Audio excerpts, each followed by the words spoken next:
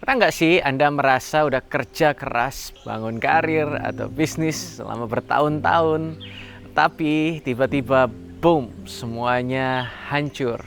Hancur lebur dalam semalam, bisa karena salah manajemen atau dikhianati rekan bisnis atau dihantam krisis pasar yang bikin keuangan langsung totally hancur.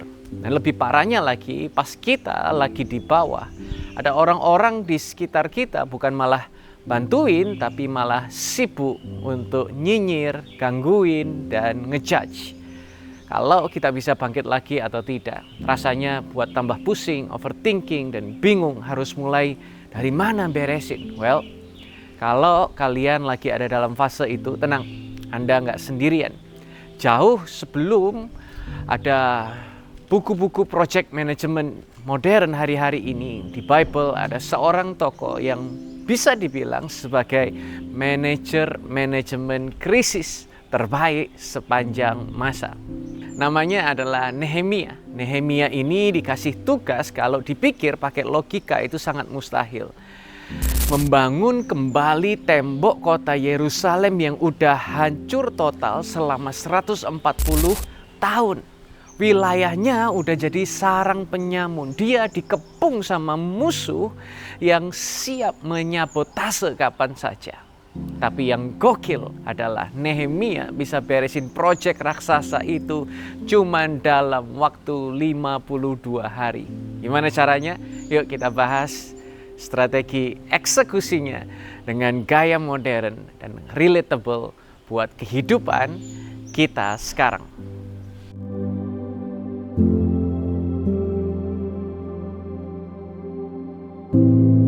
Pas Nehemia pertama kali nyampe di Yerusalem, dia nggak langsung buat acara seremonial, pidato, berapi-api, atau langsung bagi-bagi tugas.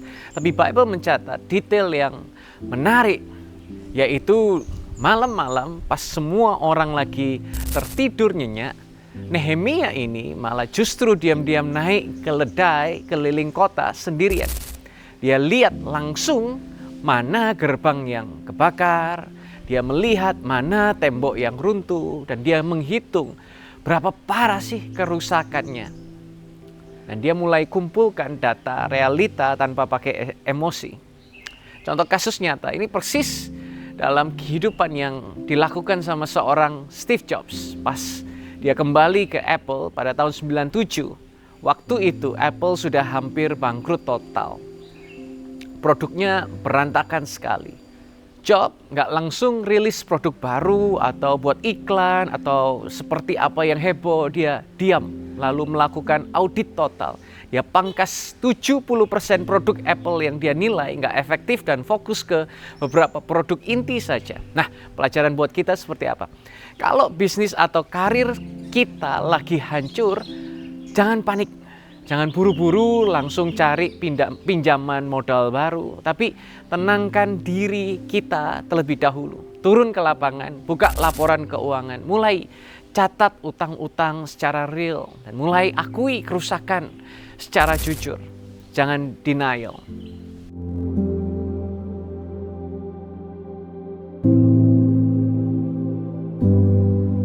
Setelah tahu masalahnya, Nehemia mulai kumpulkan timnya.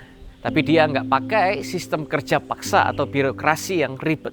Nehemia pakai strategi penempatan yang jenius sekali. Dia membahas urusan pekerjaan berdasarkan kedekatan personal. Setiap keluarga ditugaskan untuk bisa bangun bagian tembok yang ada tepat di depan rumah mereka masing-masing. Kenapa ini jenius? Karena ada unsur kepentingan pribadi yang terlibat. Kita sebut dengan skin in the game. Bayangkan, setiap keluarga pasti bikin tembok sekokoh mungkin dengan bahan produksi sebaik mungkin. Karena kalau tidak, kalau seandainya mereka malas-malasan atau kerjanya asal-asalan, rumah mereka sendirilah yang bakal menjadi korban pertama kali. Atau mungkin kalau ada musuh menyerang, kalau ada keadaan buruk. Dan begitu juga dalam dunia korporasi modern. Sama seperti pembagian saham atau stock options dalam sistem franchise.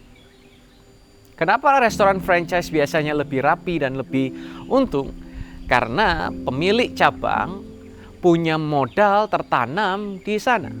Mereka punya kepentingan langsung untuk buat cabang itu bisa berkembang dengan sukses. Bukan cuma sekedar kerja, nunggu digaji, dan semuanya jadi baik. Nah, pelajaran apa buat kita? Kalau kita memimpin tim atau sedang mau membangun ulang bisnis yang sempat jatuh, pastikan orang-orang di tim kalian punya sense of ownership. Berikan delegasi tugas di mana mereka merasa kalau proyek ini sukses, maka masa depan mereka pun juga ikut sukses.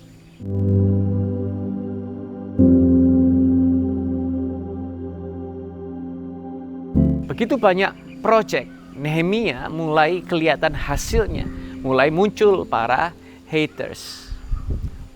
Sanballat dan Tobia, mereka mulai main-main dengan mental dengan cara mengejek. Tembok kayak gitu mah kalau diinjak sama anjing hutan juga bakal roboh. Nah, pas ejekan gak mempan, mereka mulai mencari cara lain. Mereka mulai mencoba merencanakan sabotase fisik untuk berhentikan proyek ini. Respon Nehemia apa? Dia nggak baper, dia nggak ngajak berantem, dia nggak buang-buang waktunya, tenaganya buat klarifikasi. Nehemia cuma membagi timnya menjadi dua. Satu tangan yang megang alat-alat bangunan untuk bisa tetap kerja, dan satunya lagi pegang tombak untuk siaga. Kerja jalan terus dan kewaspadaan menjadi nomor satu. Contoh dalam kehidupan kita. Ingat Elon Musk awal-awal membangun Tesla dan SpaceX.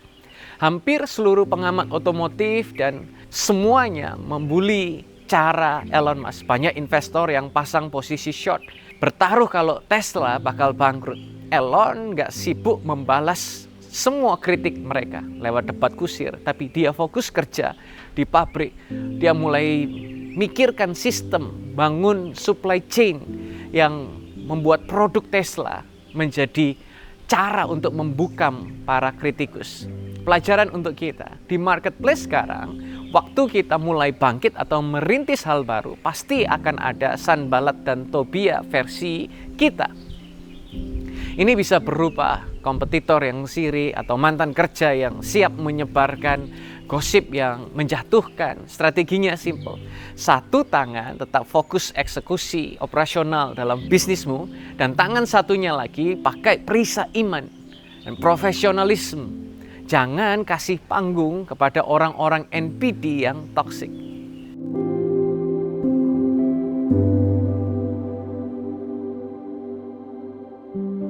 Tembok Yerusalem bisa selesai dalam waktu 52 hari itu bukan karena sulap atau kebetulan.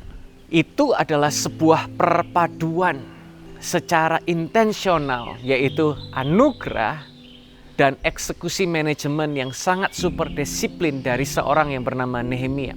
Nehemia membuktikan kalau kita alami keruntuhan seberat apapun dalam kehidupan kita, entah itu masalah finansial, entah itu karir atau bisnis yang sedang sepi, semua bisa dibangun kembali jika kita punya blueprint yang jelas dan konsistensi setiap hari.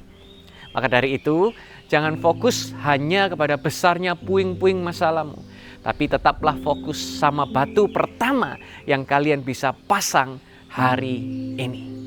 Yuk, sebelum kita tutup, kita bawa komitmen kita dalam doa yang singkat. Satu hati kita mau berdoa. Tuhan, aku berdoa untuk setiap anak-anakmu yang menonton tayangan video ini, yang mungkin hari ini mereka sedang berdiri di tengah-tengah reruntuhan kehidupan mereka.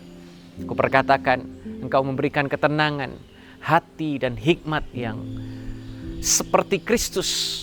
Sebagaimana Nehemia dapatkan hikmat daripada Tuhan, biarlah mereka punya kekuatan untuk membangun kembali apa yang sempat hancur, apa yang sempat hilang, apa yang sempat rusak.